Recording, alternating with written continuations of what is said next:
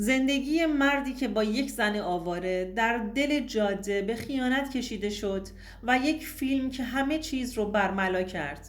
به کانال سایه های خیانت خوش اومدید. ما در اینجا سرگذشت واقعی افراد رو روایت می کنیم.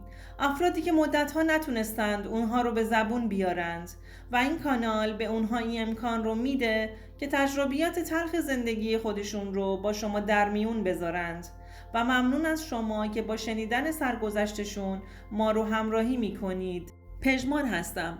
من و سارا 10 سالی میشد که با هم ازدواج کرده بودیم و حاصل زندگیمون هم یه پسر 4 ساله بود. ما 3 سالی بود که با هم دوست بودیم و بعد از اینکه به هم وابسته شدیم با عشق به هم زندگی مشترکمون رو شروع کردیم. زندگیمون خیلی خوب بود. من تو مجردیم تو میدون تره بار کار میکردم و چند سالی تو بازار بودم. بعد از ازدواج تصمیم گرفتم یک کامیون برای خودم با وام و قرض و پسندازی که جمع کرده بودم بخرم و خودم شخصا میوه ها رو از یه شهر به شهر دیگه جابجا کنم و به حجره‌دارهای تره بار برسونم. عاشق کارم بودم. تنها بدیش این بود که باید کمتر کنار زن و بچم می بودم.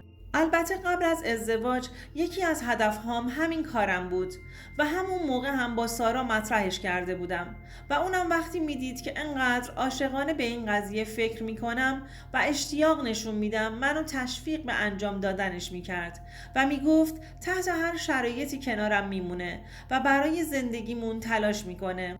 گاهی اوقات انقدر تو کارم غرق می شدم که حواسم به دور و برم نبود. همیشه بچه‌هایی که کامیون دار بودند به هم می گفتند که تو مسیرها خیلی مراقب خودم باشم و از حاشیه ها و اتفاقات دوری کنم. خدا رو شکر منم تو این چند سال که کامیون رو خریده بودم هیچ مشکلی تو مسیر راهم به شهرها نداشتم. همیشه خدا رو شکر می کردم که حواسش به من هست و از درآمدم راضی بودم و زندگی خیلی خوبی برای زن و بچم فراهم کرده بودم تا اینکه یه روز که بار میوه داشتم و باید از یه شهر به شهر دیگه میرسوندم تصمیم گرفتم شب زودتر حرکت کنم تا بتونم از اون طرف ساعت اولیه میدون بار رو تحویل خریدار بدم. گاهی اوقات هم پیش می اومد تو همون شهر می موندم و توی یه مهمون خونه استراحت می کردم. اون شب زودتر میوه ها رو بارگیری کردم و به سمت مقصدم راهی شدم. تا مقصد 10 ساعتی راه داشتم. هنوز 5 ساعت از مسیرم نگذشته بود، یعنی نیمی از راه رو اومده بودم که دیدم زنی وسط جاده سر و سیمه و آشفته وایستاده و میخواد ماشین ها رو نگه داره. انگار از یه چیزی فرار میکرد. دیدم هیچ کس براش نگه نمیداره. از دور داشتم بهش نزدیک می شدم. همش به پشت سرش نگاه می کرد. توجه کردم دیدم تنهاست و کسی هم همراهش نیست. ناخودآگاه دلم براش سوخت. وقتی دیدم با منت برای همه دست تکون میده و هیچ کس اون ساعت از شب براش نگه نمیداره، دلم به رحم اومد. نزدیک پاش که رسیدم ترمز ماشینم رو زدم و شیشه رو پایین آوردم. در رو باز کرد و با التماس به هم گفت آقا لطفا منو از اینجا دورم کنید. خواهش میکنم کمکم کنید. منم که از حال و روزش فهمیده بودم که از یه چیز ترسیده بهش گفتم چیزی شده؟ شما اینجا این ساعت از شب چی کار میکنید؟ جواب داد تو رو خدا زودتر سوارم کنید. فقط منو از اینجا دورم کنید. گفتم باشه بیا بالا. اونم خیلی سریعتر از اون چیزی که فکرش رو میکردم سوار ماشین شد. وقتی که در رو بست به صندلی تکیه داد و پشت هم نفس میکشید. مشخص بود که کلی از راه رو دویده. از بطری آبی که کنارم بود بهش دادم و گفتم از این آب بنوشید، آرومتر میشید. آب رو ازم گرفت و یه سر نوشید. یه مقدار گذاشتم تو خودش بمونه و آروم بشه. بعد سوالاتم رو ازش پرسیدم. بعد از یه چند دقیقه بهش گفتم خب نمیخوای تعریف کنی که این ساعت از شب وسط جاده دور از خونه ها و آبادی چیکار میکنی؟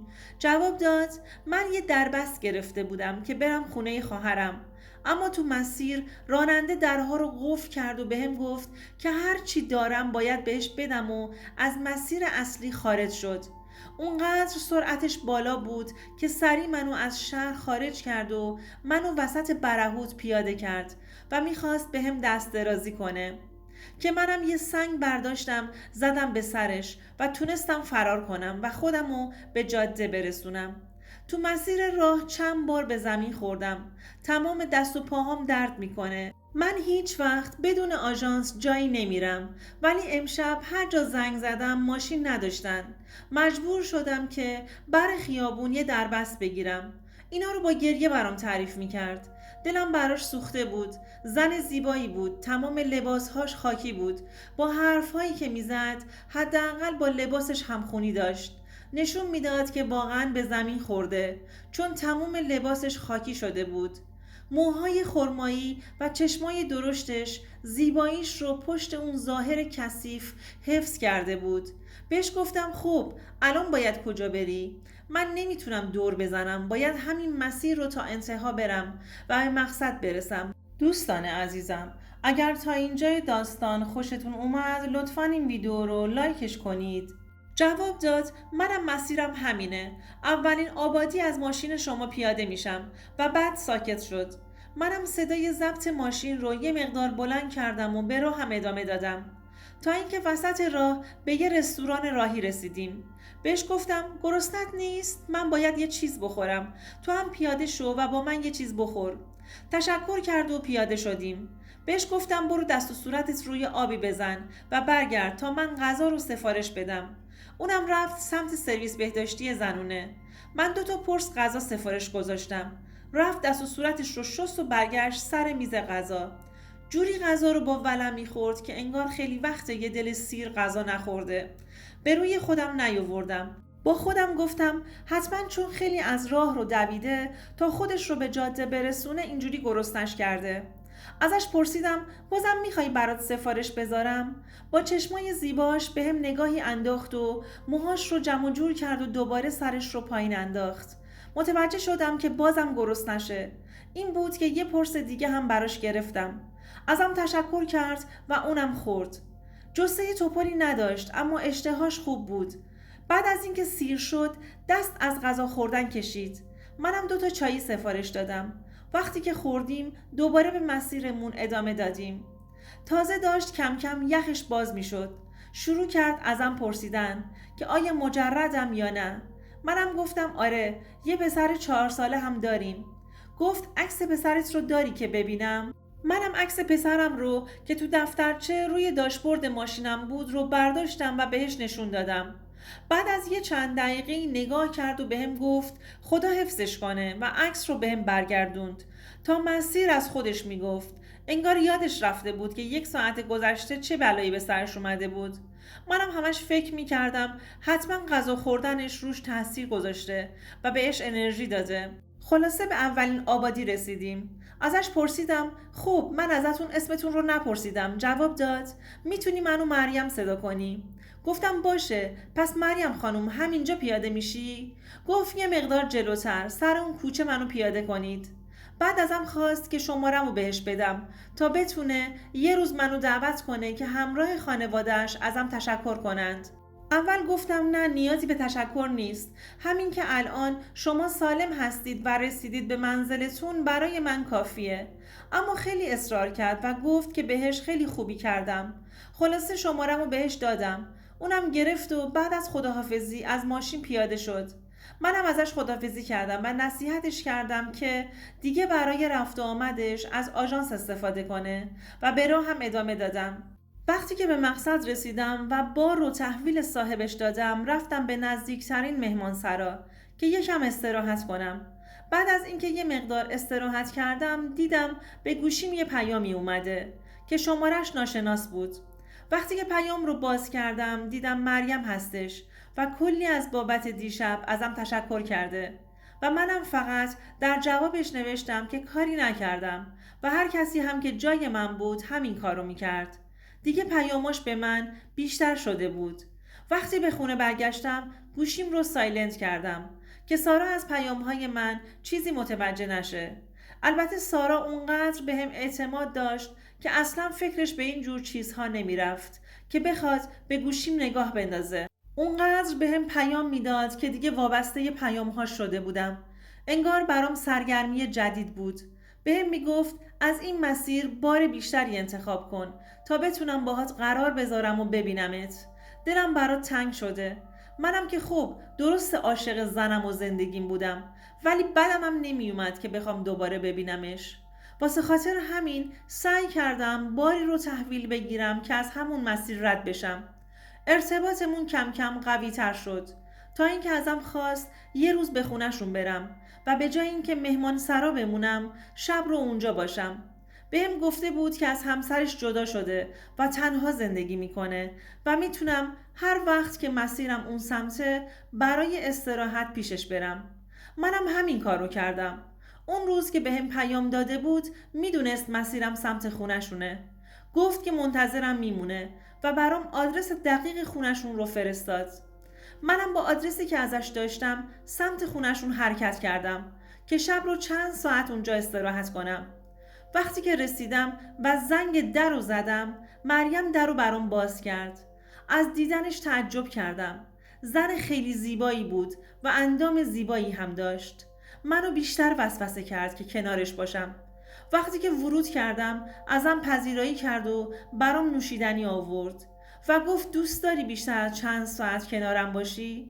در جواب گفتم دلم میخواد، ولی باید بار رو زودتر برسونم چون هوا هم گرمه و امکان داره به بار آسیب برسه، ولی میتونم 2 ساعت کنارت باشم. خلاصه اینکه قبول کرد و رفت. با یه لباس صورتی کاملا باز برگشت. همون لحظه یهو یاد سارا افتادم که داشتم بهش خیانت میکردم و اون خبر نداشت. ولی مریم خیلی زود با هم کاری کرد که سریع از فکر سارا اومدم بیرون و دیگه به چیزی فکر نکردم. مریم بعد از خوردن شام اون 2 ساعت رو تبدیل به 3 ساعت رمانتیک برام کرد. از اون شرایطی که برام فراهم شده بود خوشم اومده بود و حواسم به گوشی که روی میز بود و داشت ازم فیلم میگرفت نبود. مریم علاوه بر گوشی خودش یه گوشی دیگه هم داشت که اونو کنار گلدون رو زاویه‌ای که من روی تخت دراز کشیده بودم قرار داده بود. منم از بس که گیج بودم و تو اون لحظه ها غرق شده بودم حواسم به فیلم برداری از طریق گوشی نبود.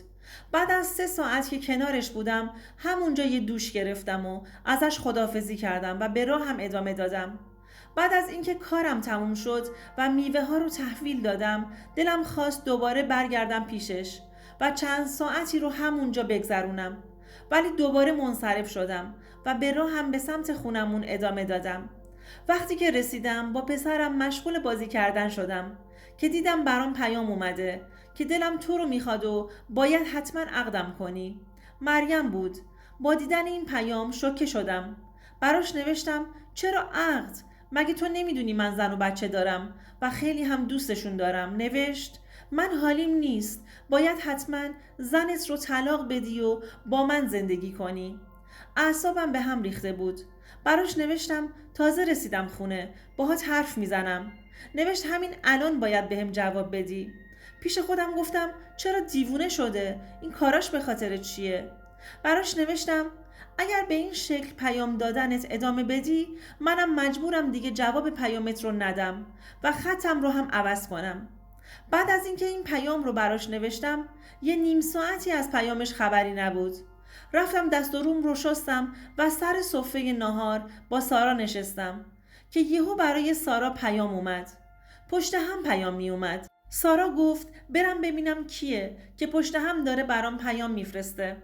وقتی که گوشیش رو باز کرد خشکش زده بود. بعد از اینکه به خودش اومد سرش رو بالا آورد و گفت لعنت بهت پژمان که این کار رو با من و زندگیمون کردی. از سر جام عجولانه بلند شدم و گفتم کدوم کار؟ گوشی رو به سمتم پرت کرد و وقتی گوشی رو گرفتم و نگاه کردم دیدم فیلمی که من و مریم با هم بودیم رو مریم برای سارا فرستاده بود. اما شماره سارا رو از کجا آورده بود؟ یه لحظه به فکرم رسید که وقتی رفتم همونجا تو خونش دوش بگیرم رفته سر وقت گوشیم و شماره سارا رو برداشته.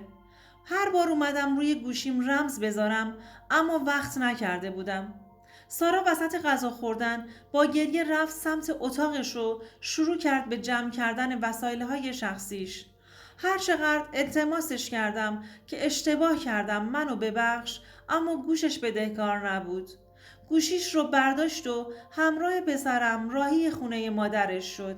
وقتی اومدم به مریم زنگ بزنم که چرا این کارو با زندگیم کردی، گوشیش خاموش بود. نمیدونستم چی کار کنم. چطور تو دام این زن افتاده بودم و زندگیم رو به این آسونی و راحتی از دست دادم. زندگی که به خاطرش خیلی تلاش کردم و با عشق ساخته بودمش. من مدام به سارا زنگ می زدم و می رفتم دنبالش که برش گردونم، اما فایده ای نداشت. آخه اگر پیام براش اومده بود زیاد عذاب وجدان نداشتم و میتونستم یه بهونه بیارم، ولی فیلمم بود و همه چی رو سارا با چشم خودش دیده بود. بعد از چند روز پدر سارا از طریق وکیل برام دادخواست طلاق دخترشون رو فرستاد. منم که مونده بودم چیکار کنم که زندگیم رو از دست ندم، دیگه فایده ای نداشت. همه چی نابود شده بود. توی مدت خیلی کوتاه با فیلمی که ازم داشتند خیلی زود طلاق دخترشون رو ازم گرفتند. بعد از اون همش فکر می کردم که ای کاش اون ساعت از شب دلم به رحم نمی اومد و مریم رو وسط جاده سوار نمی کردم. یا اگرم سوار کرده بودم باید شمارم رو بهش نمی دادم. اشتباه کرده بودم. اشتباهی که جبرانی نداشت و تاوان این اشتباه باعث نابود شدن زندگی زیبام بود. دوستان عزیزم، اگر شما هم به این نوع سبک از محتواها علاقه‌مند هستید، این ویدیو برای تو هستش. لطفاً برای دیدن ویدیوهای بیشتر ما رو سابسکرایب کنید و ممنون که تا انتهای این ویدیو با ما همراه بودید.